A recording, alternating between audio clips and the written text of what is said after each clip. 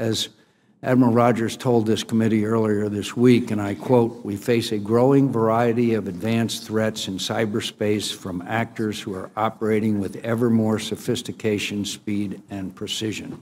Those are the words of Admiral Rogers. As with every cyber hearing this committee has held in recent years, we heard how the lack of a strategy and policy continues to undermine the development of a meaningful deterrence in cyberspace.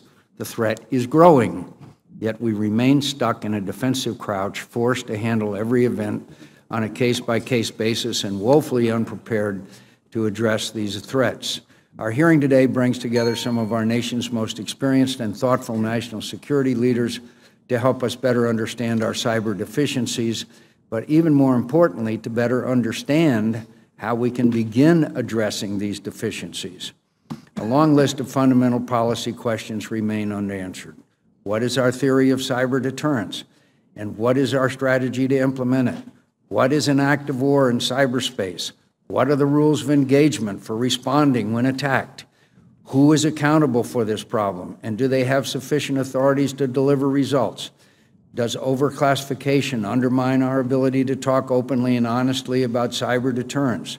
How should we address issues of sovereignty that may or may not apply to data as it moves from country to country? What about cyber collateral damage?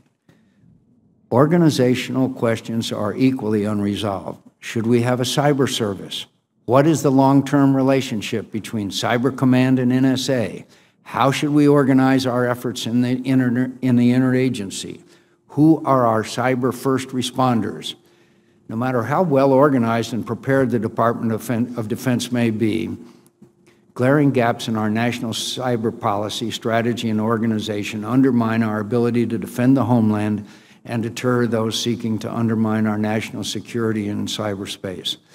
While we remain stuck, others have made considerable progress in policy formulation and organizational alignment. For example, the United Kingdom recently established its National Cybersecurity Center, a centralized organization that brings the disparate organizations across the British government under one roof, sitting side by side with industry.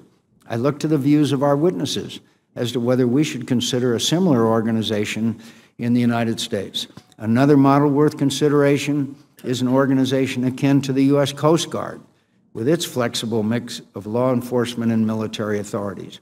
Today, we lack true cyber first responders. Neither the Department of Homeland Security nor the Department of Defense know who should arrive first on the scene to stabilize and assess a major cyber attack. We should consider developing a Coast Guard-like hybrid organization that can defend our territorial cyber boundaries, be our first responders, and if necessary, gracefully transition and support DoD, DHS, or FBI, depending on the situation. Each of our witnesses have written or spoken extensively on how cyber has and will continue to shape our national security. We look forward to hearing more from each of you about the actions we can and should take to defend our nation in cyberspace. Senator Reid.